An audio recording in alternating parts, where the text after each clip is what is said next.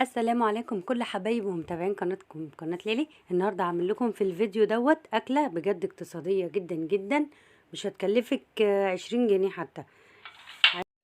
الولاد بقى فضلوا يقولوا جعانين جعانين، ببص عندي ما لقيتش غير البطاطستين دول مول البيضتين.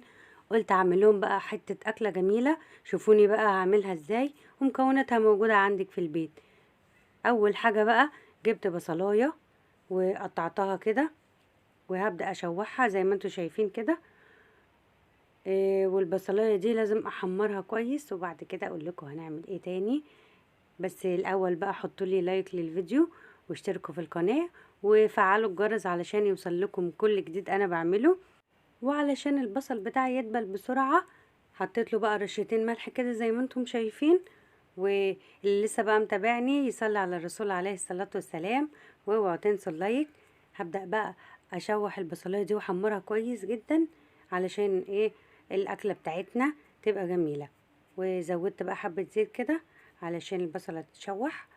ولما تحمر معايا البصلايه وتوصل للدرجه دي هبدأ اجيب البطاطستين بتوعي، انا بشرتهم زي ما انتم شايفين كده، وهنزل على البصل بالبطاطستين. وهفضل بقى يا حبايبي اقلبهم كده مع بعض، البطاطس مع البصل. بجد بجد الاكله دي هتعجبكم جدا جدا علشان هي مش مكلفه خالص، ومكوناتها موجوده عندك في المطبخ. واتحداكي انك بعد الفيديو ده ان شاء الله تقومي تعمليها وتجربيها وهتعجبك جدا جدا. بعد كده بقى يا حبايبي علشان البطاطس تستوي هنبدأ نجيب حبايتين طماطم ونقطعهم مكعبات، وبعد كده هننزل عليهم بالطماطم بتاعتنا كده زي ما انتم شايفين. وهبدأ اقلبها برضو مع البطاطس والبصل. طبعا بقى ايه البهارات اللي عندك عايزة تضيفيها كل واحد حسب ذوقه ورغبته.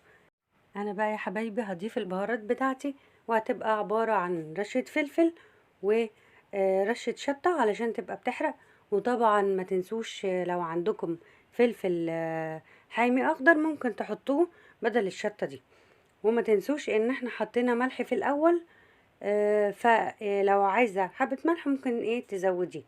بعد كده علشان الكلام الجميل ده كله يستوي مع بعضه هبدأ اضيف نص كوباية مية علشان البطاطس بتاعتي ما تبقاش نية وتستوي.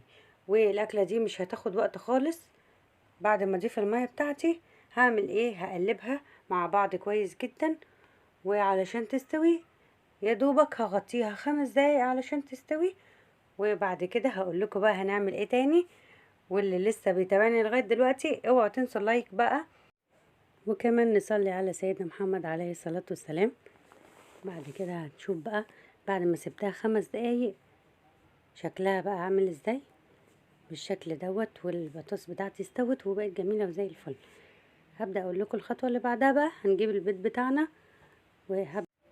وهبدأ انزل بيه واحدة واحدة على الصينية. وطبعا البيض محتاج ان احنا نحط عليه فلفل اسود علشان البيض زي ما قلت لكم 2 بس هم. اللي حابب يزود البيض في الاكله يزود، بس هي علشان تبقى اقتصاديه فاحنا وفرنا في البيض. وبصراحه علشان اولادي ما بيحبوش طعم البيض في الاكل فانا حطيت 2 بس، اللي حابب يزود يزود. وهي هم ايه يعني مش هيبقوا باينين في الاكل، ده تبقى جميله للاطفال اللي ما بيحبوش البيض، مش هياخدوا بالهم ان الاكله دي موجود فيها بيض. بصوا بقى هبدأ اقلب كويس جدا جدا، وطبعا كل حاجة استوت. وكده يا حبايبي بعد ما قلبنا كل المكونات دي كلها مع بعض هبدأ اطفي النار على على الاكلة دي واقدمها كده. بصوا بقى الجمال بتاعها والريحة بتاعتها وطعمها روعة، مش قادرة اقول لكم. محتاجة بقى ايه طبق مخلل كده جنب الاكلة الجميلة دي وتاكلوها وبالهنا والشفا. وبصوا الكمية ما شاء الله. وما تنسوش بقى يا حبايبي تحطوا اللايك للفيديو وتشتركوا في القناة وتفعلوا الجرس علشان يوصل لكم كل جديد. وشكرا ليكم.